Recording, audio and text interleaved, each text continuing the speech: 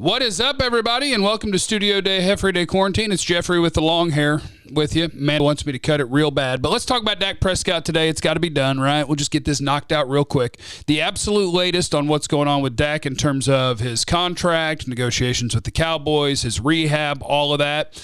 Good thing about this is you can knock it out real quick and dirty with a couple of friends of mine when I'll just hit this transition button, and you will see the great Jane Slater and the great Patrick Walker at Slater NFL at Voice of the Star. And they can help us out here, right?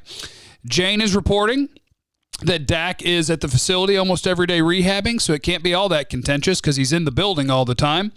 And Stephen Jones and Todd France, that's Dak's agent, have been talking, and they are, quote, good talks. Nothing meaningful, but better than they've been. Patrick Walker throwing in that he was told Dak is not only off the crutches and out of the boot, but also able to run. He and the Cowboys are being deliberate and not pushing that just yet, but he's able. Progress. So there you go. That's the quick and dirty version. Now, we talk about, okay, where is this headed? Obviously, we have talked about, first surgery, second surgery, why, and blah, blah, blah, blah, blah. But at the end of the day, as Stephen Jones would say, what ultimately matters is, do the Cowboys and do Dak Prescott feel like he's going to make a total recovery and be able to go keep kicking ass at football? Because if he can, you got no problem in negotiations. You go ahead and negotiate. And if you're monitoring or if you're worried, well, then obviously that changes negotiations. Jane Slater told us yesterday she would be surprised if a deal got done this week, which means we are going to drag this thing out and do the same thing that they've done for multiple years, which is get ready for Dak to get a franchise tag on March 9th. And I'm going to tell you the worst case scenario. The worst case scenario is they franchise tag him on March 9th. They do the same roundabout where the Cowboys are like, we don't want to pay the market price like they did 2 years ago and like they did last year. And just for observers and fans, do you guys remember a couple of years ago when a lot of people were like, nah, I give him $27 million, but not 30. And then last year it was, I give him 32, but, not 36. And then now this offseason, it's, he wants 40? 41? Man, I'd give him 36. No more. Like, what are you doing? It's quarterback. This is my thing about quarterback. Quarterback is a yes or no equation. If the answer is yes, you sign him to what the market says you sign him to. If the answer is no, then you don't. And that's what I think a lot of fans have to wonder about now. Because, sure, last offseason, Todd France, none of his franchise tag guys got a deal. None of them. So you start looking at that and going, okay, well, he was kind of maybe shopping these deals to get to his new agency and say, hey, look what I'm bringing with me, all these giant contracts we're about to sign. So if you want to blame Todd France for a big part of this last offseason, I'm cool with that.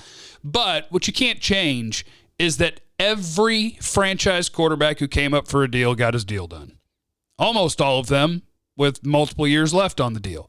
So for Dak, I can't put words or thoughts into his mind or his head or whatever, and I don't know this, but I'll still say I'm pretty darn sure of it.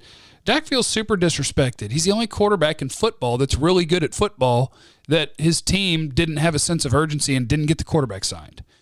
So that's going to be the biggest impasse from a human perspective, is you guys keep pretending you don't have to pay market value when every other team does.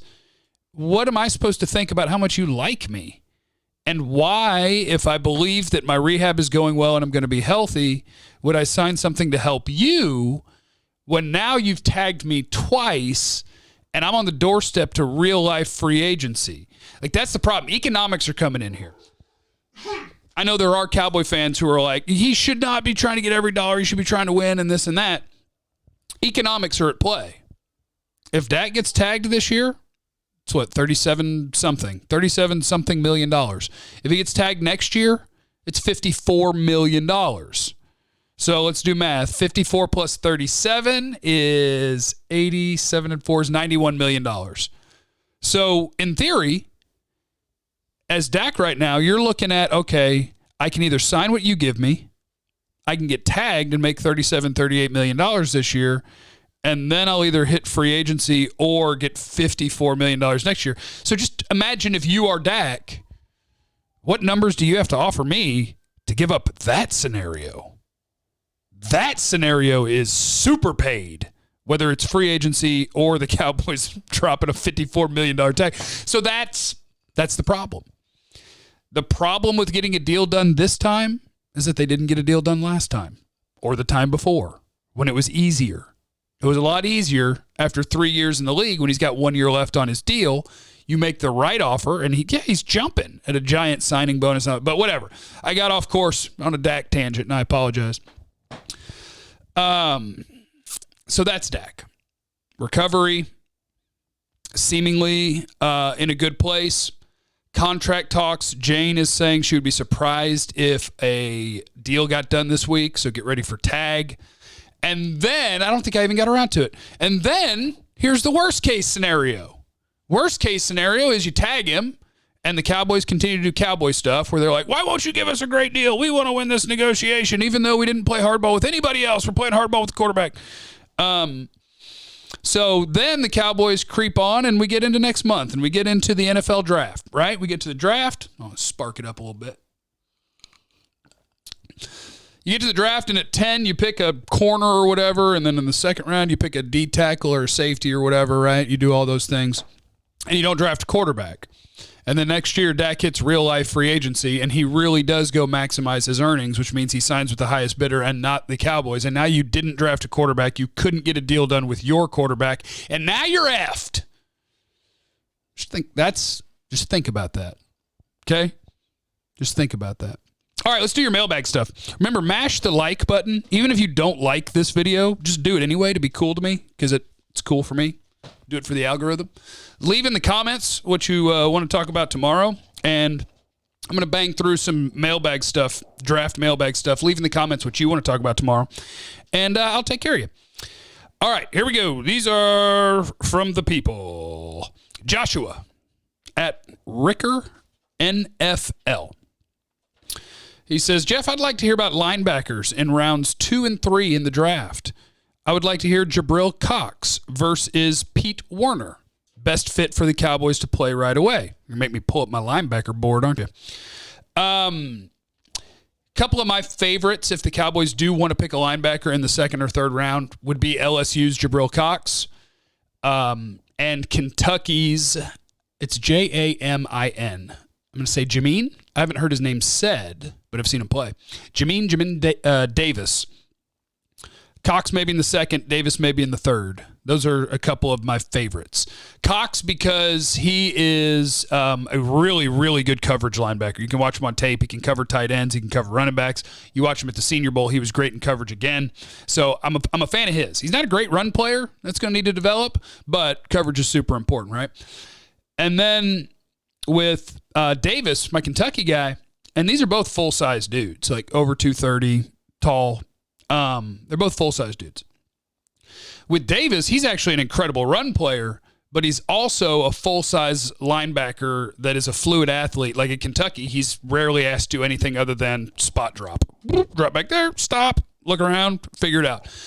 So in coverage, a little unproven, but he's a monster against the run, and he has the athletic tools you want, so he could be somebody who's good in coverage. So those are a couple of linebackers that I like. The guy you mentioned, Werner, I'm not a Pete Werner guy.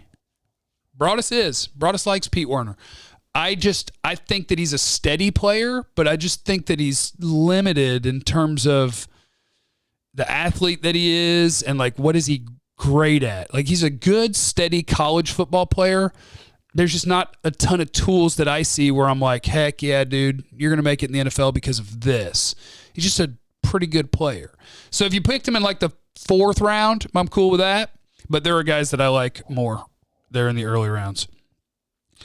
Ryan, play around with rounds 1 through 4. What's the best combo of cornerback, safety, D-tackle, and linebacker, picking different combinations as to what round you like them, and we can vote on them? Man, that's very involved. That would be like a whole video. But like top of your head, you could go, okay, corner, you take Patrick Surtain in the 1st. You take Richie Grant, the Central Florida safety, in the 2nd. At D-tackle, you take Marlon T., the 305-pound sort of nose tackle from USC. And then in the 4th round, you can take Pete Werner. Take you a linebacker there. You could do it that way. Now, if I want to try it different ways, what if in the 1st round you took Jeremiah Owusu-Koramoah or Micah Parsons. You took a linebacker first. And then in the second round, you took a D tackle. I would say Marvin Wilson or Alim McNeil. And then in the third round, I'll take you a safety or Darius Washington, my guy TCU. And in the fourth round, I'll take a corner. I'd have to pull up my corner list to see who I think might make the fourth round. But I'd love like Paulson Adebo at Stanford. That's a good video idea, but I probably need more time to actually do it. So I'll do that at some point. If you had final say, this is from @BeesonTyler. If you had final say and J.C. Horn, Rashawn Slater, Kyle Pitts, and Trey Lance are on the board and Dak extension's still up in the air, who are you going with? You'd have to have big nuts not to take a quarterback. Like, you have to really believe that Dak's going to do you a solid. That you're like, all right, it looks like we're not going to get this deal done, or you just know that you're going to get it done at the deadline, but they've thought that before. Like, that's the terrifying thing, is you might be losing your quarterback if you don't have him signed before the draft, because I don't know what's going to change. Are you just assuming as an organization, like, well, at the end of it, we're going to make the offer we got to make? Well, then do it now so that you don't have to play the stupid game and hope for the best. It would be hard to pass on a quarterback, but if you're just talking about where the players are ranked, it would probably be Pitts, Slater, Lance Horn, but it doesn't matter. I mean, if you think that a quarterback prospect is a good prospect, he plays quarterback, so he trumps all of that. All right, we'll do this again tomorrow. I got to clean the house. Amanda's coming in town. I got to try to get things ready. I got to find my checkbook, too. I haven't written a check since like 1973. I got to find my checkbook. Leave in the comments what you want to hear about tomorrow. Please mash that like button. And I'll see you guys tomorrow. I'll see you on the air, 2 to 7, Monday through Friday. G-Bag Nation, home of the Cowboys, home of the Rangers. Please listen to that. It would be a great service to me. Radio.com app, if you're out of the listening area. You can rewind and hear the show whenever you need to. All right, peace. I love you.